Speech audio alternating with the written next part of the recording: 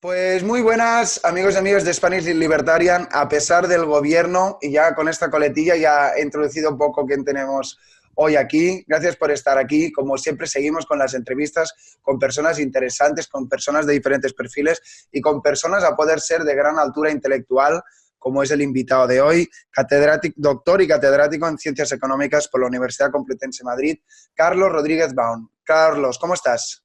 Hola, ¿qué tal estás? A pesar del gobierno, claro. A pesar del gobierno, pues estamos bien, estamos hablando y estamos pasando un buen ratito y espero que en el siguiente rato pues podamos conocerte un poco más, conocer tus ideas y por las personas que no te conocen, pues y animarles a que profundicen más, perdona, en tu mensaje y tu figura porque vaya, a mí personalmente me gusta mucho y ya te lo digo de antemano.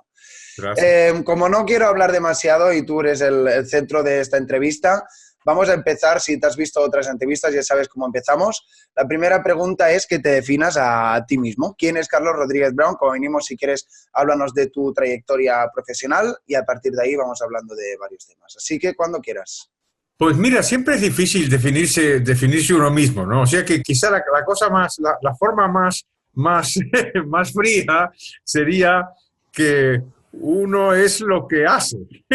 Y, y entonces yo lo que hago es que soy economista y soy periodista y soy conferenciante y soy profesor. Por esas cuatro cosas yo cobro. Hombre, también soy cantante y soy actor, pero por esas dos cosas todavía no cobro, esa es la verdad. Bueno, a ver qué tal. Desconocí esta faceta, a ver si luego te puedo preguntar también un poco por ello. Pero yendo un poco por la excusa que te entrevistamos, que es las ideas, la economía, el liberalismo y demás, me gustaría pues preguntarte también por tu trayectoria intelectual. La pregunta en este caso es si siempre fuiste liberal y en el caso de que no, pues cuándo o cómo fue ese cambio interior. Oh, no, no. No, no, yo fui liberal más de adulto, de jovencito. Fui primero un jovencito muy conservador de derechas y después un joven de izquierdas. O sea que pasé de un lado al otro. Y me acerqué al liberalismo en España, exiliado de la dictadura militar argentina, y por pura casualidad, la verdad, en la Universidad Complutense, en los cursos de doctorado, pues me tocó un profesor que se llamaba, y se sigue llamando, Pedro Schwartz, y él, que había sido un socialista moderado y que estaba cambiando hacia el liberalismo gracias a profesores que había conocido en Inglaterra, yo le caí bien y de hecho pues él fue el que me dijo, ¿por qué no se queda usted en España y es ayudante mío? Cosa que hice. Pero entre las cosas que me enseñó Pedro, aparte de ser profesor y historia del pensamiento, me enseñó el liberalismo. Y fue gracias a él donde yo empecé a interesarme con este mundo de las ideas. Y tenía entonces, pues fíjate, casi 30 años. O sea que desde luego no fui liberal desde el nacimiento ni nada parecido. Si te fijas, no hay muchos liberales que nazcan liberales. En España que yo conozca, pues Jesús Huerta de Soto, sí, Jesús sí.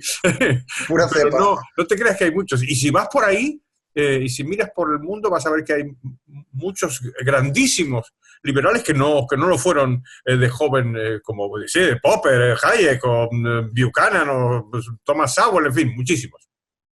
Te voy a hacer una pregunta quizás no es tan común. A nivel personal, cuando digamos te cambió el chip, ¿uno qué siente? Porque entiendo que tiene que ser doloroso darse cuenta que ha invertido mucho tiempo y energía en unas ideas que ahora no encajan, ¿no?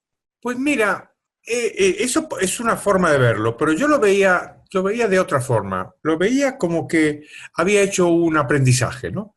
Después de todo, aprender es ir dejando de lado prejuicios y equivocaciones. Eso, desde luego, es el aprendizaje, ¿no?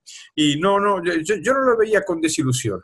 Y después, con el paso del tiempo, descubrí que mi pasado, que yo considero equivocado, que es mi pasado de derechas y de izquierdas, también había sido útil, porque sabiendo cómo piensa la derecha y cómo piensa la izquierda, yo creo que se puede ser liberal, digamos, con más capital humano, por así decirlo, con más conocimiento de los argumentos de nuestros adversarios. Si te parece, antes de preguntarte por el liberalismo, si hagamos un poco de retrospectiva, ¿qué es lo que rescatas de esas dos tesis políticas, en este caso derecha e izquierda, que crees que podamos de una manera u otra incorporar los liberales al ideario o a la retórica que utilizamos? Qué bonita pregunta. Sí, yo creo que sí que se puede, siempre se puede rescatar cosas de las ideas que no son las nuestras, ¿no? No hay que ser dogmático de pensar de que lo nuestro es la verdad absoluta y que por lo tanto el resto no tiene ni idea, ¿no? Yo de la derecha incorporaría, incluiría, rescataría el aprecio por las tradiciones y las instituciones. El conservadurismo, a pesar de que ha tenido y tiene grandes enfrentamientos con el liberalismo. Recordemos a Hayek, que decía, ¿por qué no soy conservador?, ¿no? O el Buchanan, que también lo repetía. Yo creo que la derecha y el conservadurismo sí tiene algo que debemos valorar, o podemos valorar, o convendría que valoráramos los liberales, que es el aprecio por las instituciones. Esto tiene su valor, yo creo, porque el liberal desconfía de estos grandes experimentos de la ingeniería social, ¿no? De las revoluciones, de querer cambiar todo, poner la sociedad patas arriba, de arriba abajo. Pues tener cautela con eso, digamos, es un mensaje que los liberales compartimos y que entronca también con el conservadurismo de la derecha. O sea que eso yo creo que puede valer. Y de la izquierda, yo me quedaría, pues, con lo mejor que tiene, claro, que es su capacidad para cambiar las cosas. Porque aunque el conservadurismo es muy válido, no es válido el hecho de que las instituciones tengan que estar petrificadas para siempre. El conservadurismo tiene razón en el sentido de defenderlas, pero la izquierda también tiene razón en el sentido de que podemos abordar la forma de cambiarlas. Muy bien, me ha gustado mucho tu respuesta. Entramos ahora ya en materia, en el liberalismo. ¿Qué es lo que te atrapó de estas ideas? Y si quieres, traigo a colación un poco la excusa, que es por lo que más se te conoce casi, que es, digamos, tu profundidad y la traducción en este caso de la figura de Adam Smith. Cuéntame un poco sobre esa etapa. Entiendo que cuando uno profundiza y traduce a alguien tan importante como es Adam Smith, pues se hace sus palabras suyas, ¿no? De alguna manera u otra. Pues la atracción que tuve por el liberalismo en esa primera etapa, en donde mi único contacto, como te decía, era Pedro Schwartz, era pues las enseñanzas que él me impartía y los libros. El primer libro que me dio fue un libro de Popper que se llama La miseria del historicismo, que había traducido él, por cierto. Hace muchísimos años, está publicado en Alianza Editorial. Y esto está muy bien. Yo siempre les digo a mis amigos de izquierdas o alumnos más de izquierdas que quieren acercarse al liberalismo, esa es una muy buena manera de entrar. ¿Por qué? Porque si tú te fijas, una de las características que tiene la izquierda es la arrogancia y la vanidad de creer que controlan la historia. Siempre están hablando de la historia, las leyes de la historia que decía Marx, como si ellos supieran de verdad, ¿no? ¿Qué es lo que va a pasar? Y Popper, en ese libro, que es un librito muy, muy pequeño y que escribió antes del otro, que es más famoso, que es La sociedad abierta y sus enemigos, en ese libro lo que discute es ese punto, es decir, oiga, ¿usted qué cree? ¿Que conoce las leyes de la historia? Mire, tenga mucho cuidado porque no las conoce usted. O sea que ese fue un primer paso. Después empecé a leer, gracias a Pedro, a Hayek, con su Camino de Servidumbre, otra vez a Popper, con La sociedad abierta y sus enemigos. Y naturalmente yo estaba emprendiendo una carrera académica en el ámbito de la historia del pensamiento económico. Y ahí fue cuando empecé a leer a Adam Smith y a entusiasmarme con él. Ese entusiasmo, como sabes, no es compartido por todos los liberales, porque hay liberales de la escuela austríaca que lo consideran que no es trigo limpio, Adam Smith. A mí me gustó muchísimo, tuve la oportunidad de estudiarlo muy a fondo, de hacer una tesis doctoral que en parte va sobre sus ideas y de traducir pues, los tres libros que publicó en su vida. Él publicó 2 en su vida y después el tercero póstumamente, pero con su autorización. Y desde luego, si hay que definirme de alguna manera, yo me definiría como un liberal smithiano, hayekiano y también popperiano, al menos en un primer tiempo, digamos, en un primer tiempo de mi formación, ese fue el liberalismo que más me atrajo. Después ya me enriqueció otro autor del que podemos hablar si quieres, que es Anthony de Jassé. Venga, va, pues hablemos de este autor y vaya, yo no soy un experto, pero sé que hay esa primera frase que es ¿qué haría usted si fuera el Estado? ¿No? A ver si podemos responder esa pregunta. Pues eso está muy bien. Pues, y también se lo agradezco a Pedro Esbar, porque fue Pedro el que hace muchísimos años estábamos en la facultad, en nuestros despachos, yo estaba en mi despacho, y se acercó él y me dijo, tienes que leer este libro. Y era El Estado, The State, de Anthony de Jassé, que empieza con esa frase: What would you do if you were the state? ¿Qué harías tú si el Estado fueras tú? Y me fascinó, contribuí también a traducir el libro al español, está publicado en Alianza, y gracias a Pedro, pues conocí a Anthony de Jassé. Y he leído todos sus libros, le he entrevistado mucho y he mantenido amistad con él. Ahora está muy mayor y no muy bien de salud, pero yo creo que se merece, bueno, cuando le dimos el premio Juan de Mariana, yo recuerdo que dije que es el más importante pensador liberal vivo, que se dice pronto, porque hay muchos y muy buenos. ¿Qué es lo que me atrajo de Tony, ¿no? Anthony de Jassé? Que lo que hace, me parece a mí, que es retomar, recoger todas las tradiciones. No, él no es un profesor, esto yo creo que es muy útil, no ser un profesor, no está contaminado por todas las corrientes y las modas y tal, pero lo que hace es recoger toda la tradición liberal, que todos conocíamos, lo del liberalismo clásico y por supuesto Smith y Hayek y Buchanan, juntarlo todo y ponerse a pensar desde cero. Porque esa pregunta lo que hace es iluminar lo que es el libro, que es intentar entender la lógica del poder político, la propia lógica, no considerar al Estado como a veces lo consideramos los liberales o incluso los socialistas, como un ente reflejo, digamos, que funciona presionado por el exterior, ¿no? Por los grupos de interés o por la burguesía, que dirían los marxistas. Dice Jassé, no, vamos a intentar entender la lógica de él. ¿Qué haría usted si fuera el Estado? Usted, para crecer y desarrollarse. Y a mí me resultó muy iluminador este autor, este libro y los demás de él, porque giran un poco el enfoque y le impregnan al razonamiento político con una lógica muy luminosa que yo no había visto antes y que desde luego a mí me ha influido muchísimo. La verdad que me está resultando difícil avanzar en la entrevista porque todo me interesa mucho. A ver si para cerrar este tema, digamos, que sí, ¿qué haría yo, qué haría usted si fuera el Estado? Entiendo que tener un comportamiento expansivo y a veces casi mafioso, añadiría yo. Entonces la pregunta es, que en realidad es la pregunta del liberalismo en sí mismo, que es ¿cómo limitar el poder para que ese incentivo perverso pues esté, limitado en sí mismo? Sé que es una pregunta compleja, pero bueno. Pues sí. Pues uno de los atractivos que tiene Tony de Jassé es que te explica por qué todas estas cosas tan simpáticas que creemos los liberales no se han cumplido. Vaya. Nosotros creíamos, el liberalismo clásico, ¿qué es lo que dice?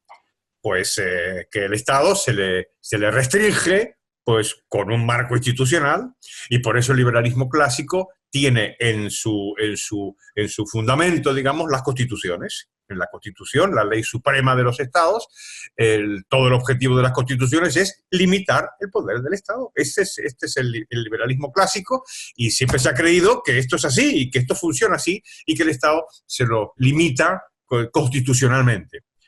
Pues si este era el objetivo, hemos fracasado de manera muy considerable, porque cada vez hay más constituciones y sin embargo los estados son cada vez más grandes. Ninguna constitución ha sido capaz de limitar el poder del Estado. Esto es una herejía para muchas personas desde el liberalismo clásico, ¿no? El que se tomen, digamos, tan poco en serio, esto que pensamos que es muy serio, ¿no? Pero si uno analiza las constituciones, pues en realidad prueban que lo que te acabo de decir es verdad. Ninguna constitución limitó el poder del Estado. El ejemplo que más me gusta es el de la Constitución americana, que es muy saludada por los liberales, con razones, que es un documento magnífico. A principios del siglo XX, el Estado federal norteamericano pues, quiso imponer un impuesto sobre la renta, el income tax. Bueno, y de pronto se dieron cuenta que no podían. No podían porque el impuesto sobre la renta era anticonstitucional. La Constitución de los Estados Unidos impedía que se aplicara el impuesto sobre la renta. Y dirás tú, pues qué ejemplo más bueno de limitación del poder, ¿no? Pues es un ejemplo buenísimo de lo contrario, porque lo que hicieron los políticos fue enmendar la Constitución, la enmendaron y le permitieron a la Constitución pues que se aprobara el impuesto sobre la renta que rige hasta hoy.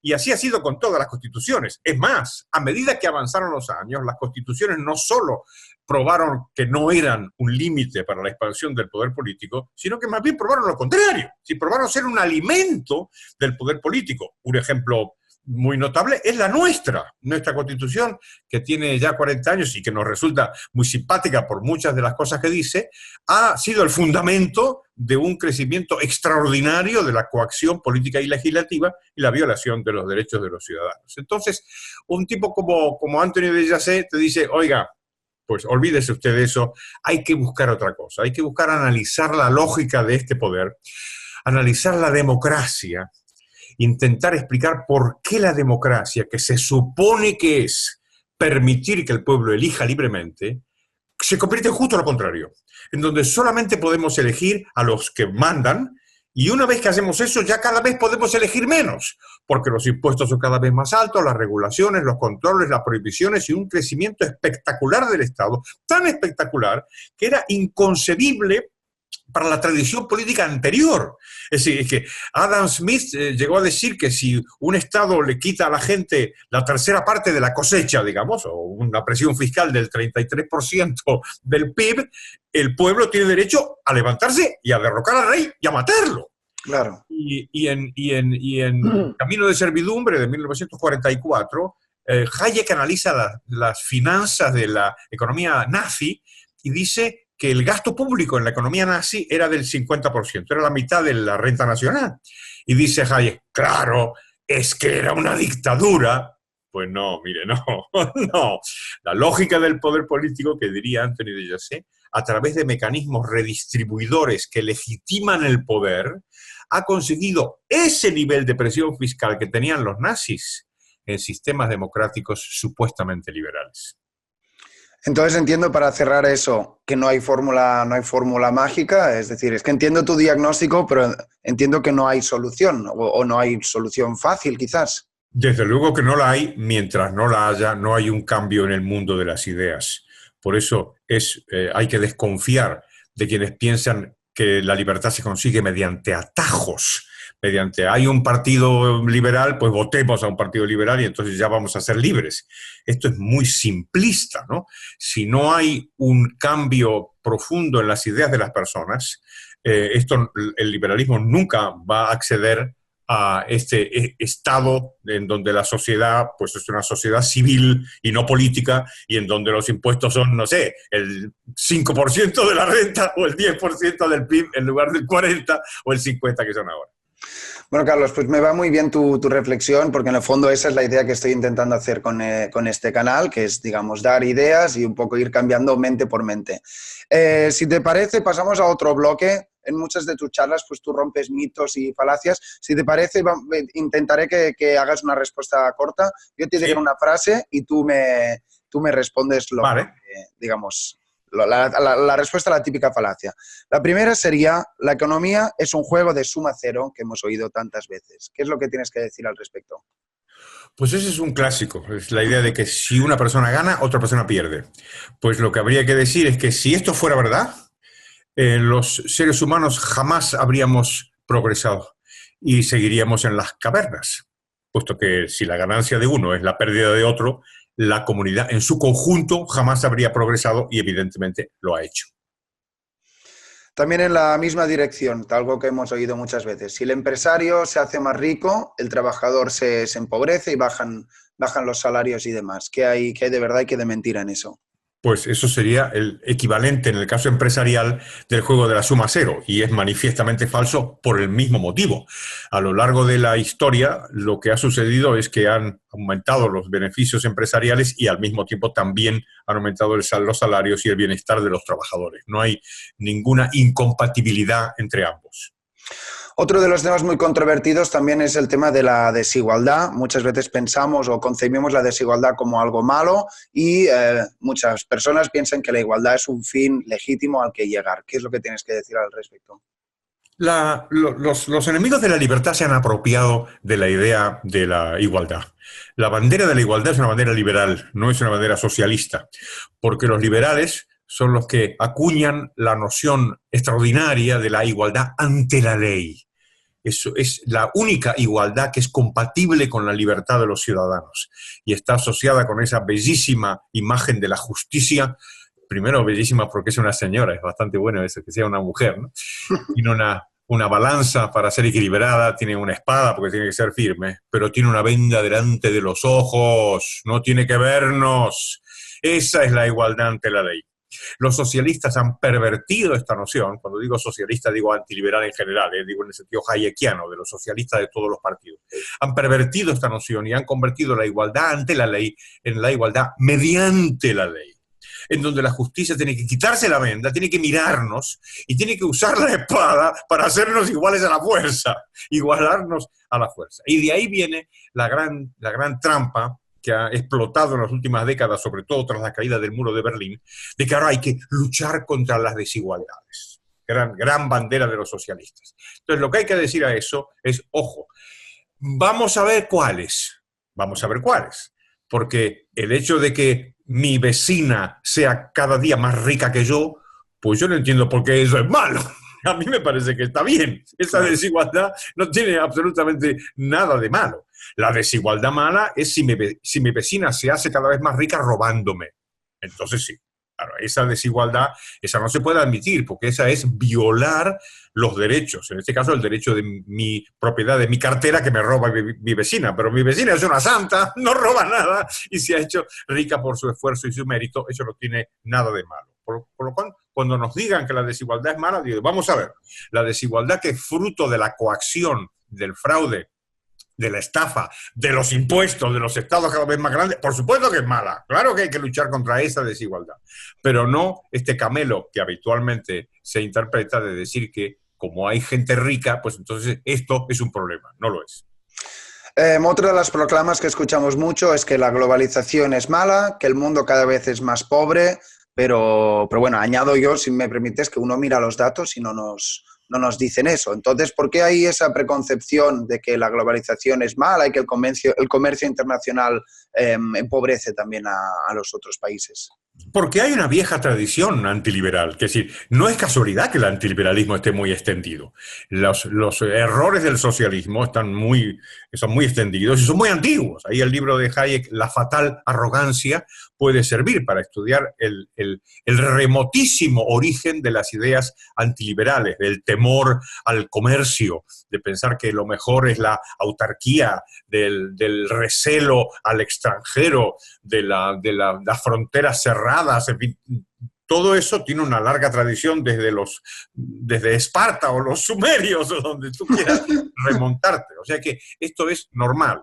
En el caso que nos ocupa, que es la globalización, el fenómeno contemporáneo, yo creo que se mezclaron ahí dos cosas. Uno es el viejo temor de siempre al comercio, al mercado, a la libertad, en fin, el miedo a la libertad que diría Eric Fromm, ¿no? Eso es una cosa. Pero además se mezcló con algo importantísimo que sucedió en el año 1989, que fue la caída del muro de Berlín.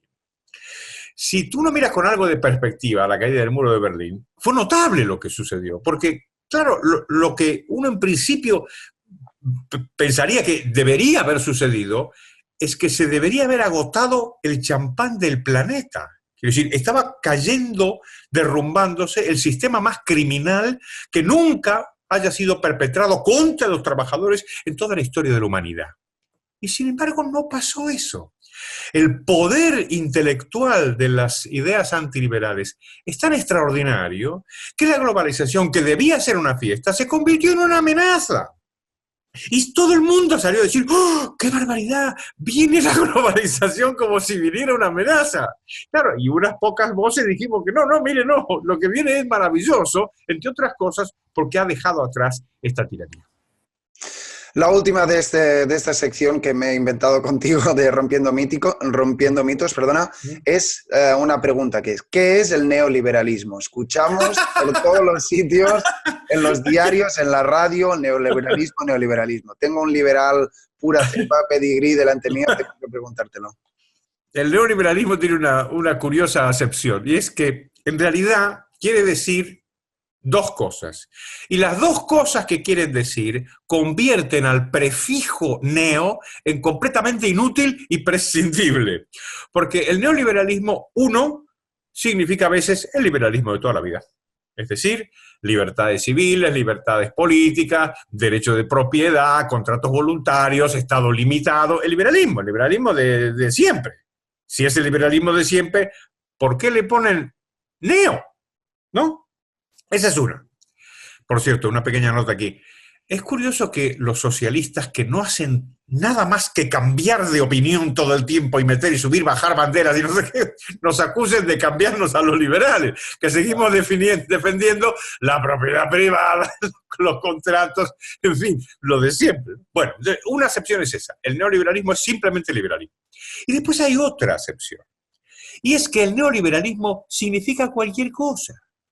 Cualquier cosa que no les guste a los antiliberales. Y entonces aquí ha sido neoliberal Reagan y Felipe González, y Margaret Thatcher y Rodríguez Zapatero. Cualquier político que haga algo que no les guste a las de izquierda se convierte en neoliberal. O sea, cualquier cosa. Incluso en mi Argentina natal se llama neoliberal a Carlos Menem, que es un tipo que subió los impuestos, subió el gasto público y subió la deuda pública, los tres a la vez. O sea, sirve para cualquier cosa. Cambiamos de bloque un poco, tú eres un economista reputado, me gustaría preguntar, quizás es una pregunta un poco más técnica, la gente tiene conocimientos académicos, y la pregunta en ese caso es ¿por qué economistas como Stiglitz o Krugman o Piketty son el mainstream académico o como mínimo... esto es lo que parece. ¿Por qué son el mainstream y, digamos, tú desde tu parcela ideológica, cómo lo sientes? Vamos a ver, pues Stiglitz y Krugman son premios Nobel, Piketty todavía no, Bueno, perdón. No sé si le van a nombrar, yo creo que no se lo merece, pero esta idea del mainstream a veces transmite la noción de que hay una sola forma de pensar en economía. Y esto no es del todo acertado. Si tú simplemente revisas la lista de los premios Nobel de Economía, te vas a encontrar con Stiglitz y con Krugman, pero también con otros, También está Hayek, y también está Buchanan, y también está Gary Becker, y también está Prescott, y también está Vernon Smith, y Stigler, y Friedman, en fin. La idea de que hay una voz en economía es incorrecta. Los economistas somos múltiples y tenemos muchas visiones. Sí es verdad, y volviendo a tu cuestión, que Stiglitz y Krugman representan, digamos, el corazón de la economía neoclásica, que ha sido la economía prevaleciente en el último siglo. Y al revés de lo que habitualmente se piensa, no es una economía liberal, porque lo que está permanentemente buscando la economía neoclásica es cómo encontrar defectos en el mercado que interpretan como un mecanismo. Esto es en una nuez, como dicen en inglés, en una palabra, la economía neoclásica. Claro, si tú interpretas que el mercado es un mecanismo, entonces ya enseguida va a ser muy fácil que encuentres defectos en el mercado. Por eso los austríacos, que en ese sentido son mucho mejores que los neoclásicos, hablan del mercado como un proceso, no como un mecanismo. No es un mero mecanismo de asignación de recursos, sino un proceso de creación y descubrimiento de riqueza. ¿Ves que son dos ideas radicalmente distintas? El mecanismo como el mercado como mecanismo sería un reflejo de la teoría neoclásica, y ahí esto ha dado lugar a grandes antiliberales como son sobre todo Stiglitz, también Krugman, pero sobre todo Stiglitz. Una pequeña nota sobre Stiglitz. Fidel Castro le conoció y le dijo a alguien, que después lo escribió en un libro, he conocido a Stiglitz, dice Castro, y es más de izquierda que yo. No.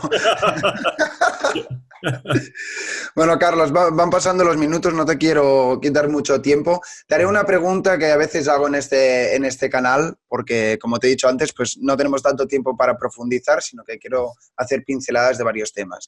La pregunta es, imagínate que soy el típico votante de Podemos, en este caso, o alguien de izquierdas, o alguien que, digamos, está en las antípodas ideológicas del liberalismo, que no son solo las izquierdas también, desde mi punto de vista, y estoy dispuesto a escucharte un minuto. Entonces, la pregunta sería, ¿cómo podrías cambiar mi mente? ¿Cómo pudieras resumir los argumentos para que, digamos, ese despertar que tú tuviste en su momento, pues pudieras facilitármelo?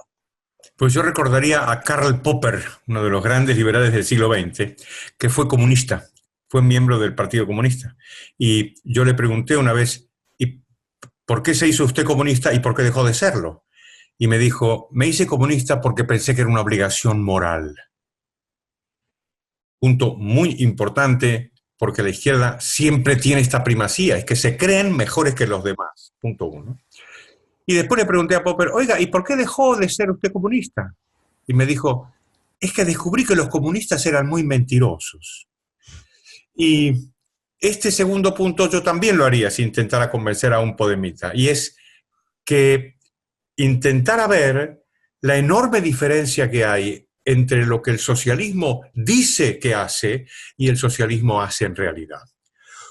Que contraponga los discursos que siempre son benévolos y siempre son optimistas y siempre piensan que van a cambiar el mundo a mejor, con los resultados concretos.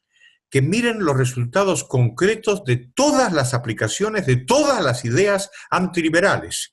Y no necesariamente buscar los campos de concentración de Stalin, sino que miren ahora mismo la Venezuela de Maduro.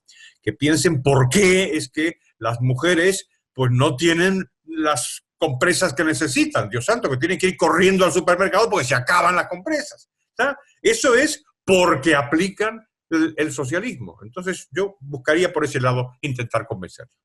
Siguiendo con esta línea, entonces vamos un poco a las propuestas, porque quiero seguir, digamos, incidiendo en tu definición del liberalismo. Hay uno de tus vídeos más famosos en el que hablas del oso polar y tal, no sé si sabes a cuál te estoy haciendo referencia, sí.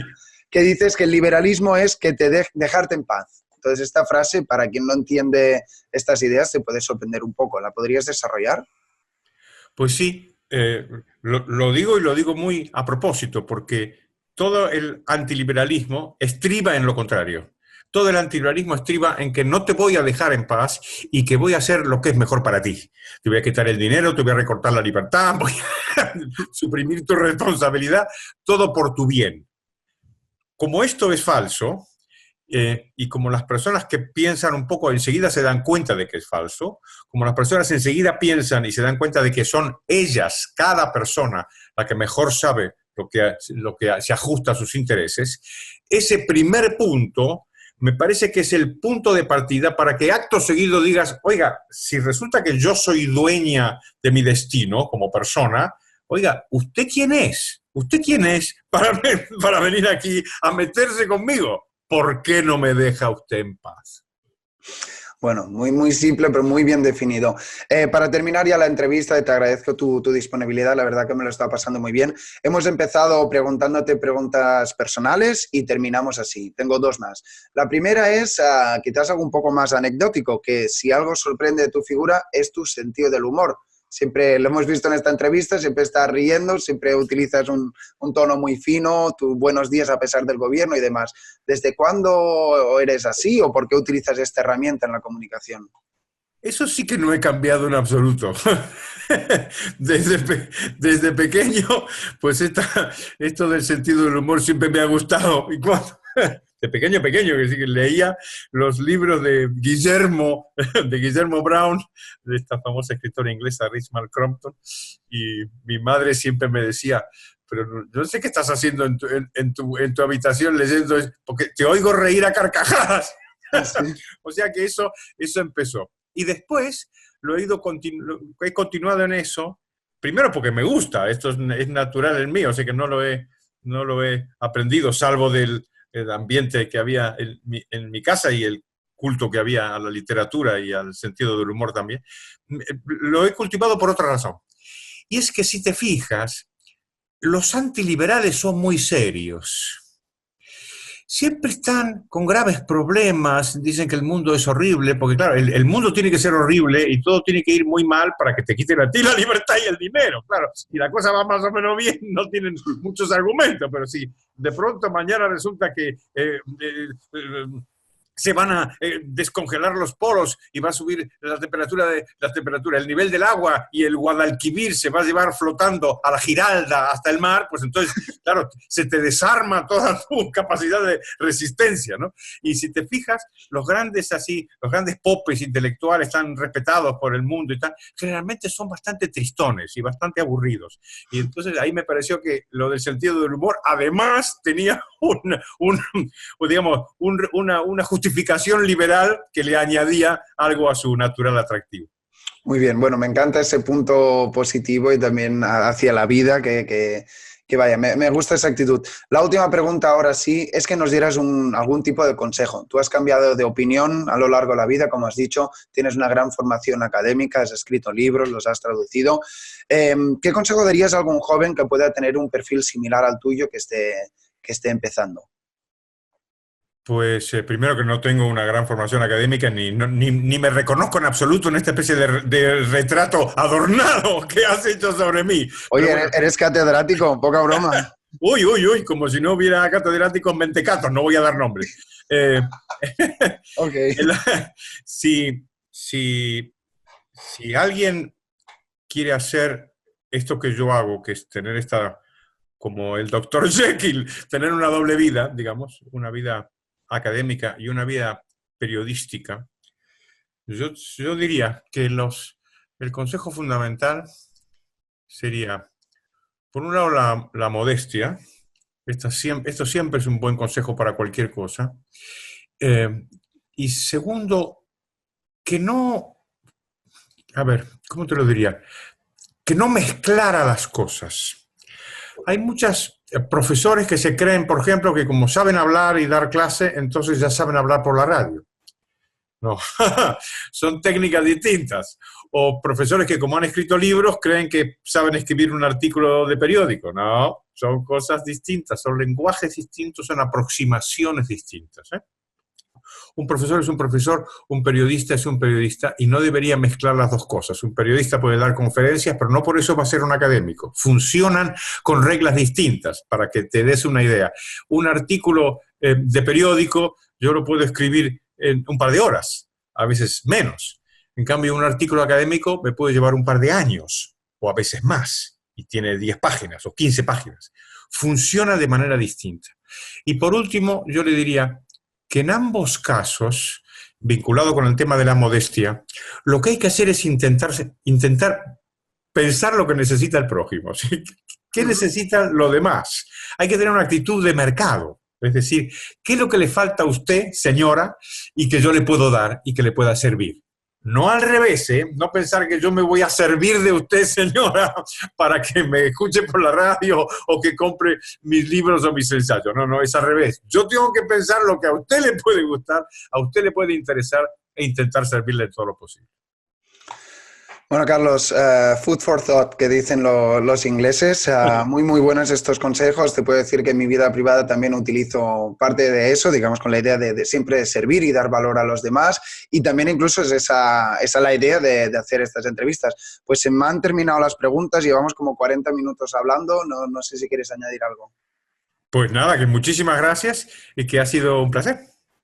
Bueno, pues lo mismo digo, pues gracias Carlos por tu tiempo y gracias a vosotros los espectadores, que espero que lo hayáis pasado bien y que, digamos, esta es una entrevista para reescucharse. Si a uno le interesan las ideas de la libertad, pues creo que ha estado muy bien explicado.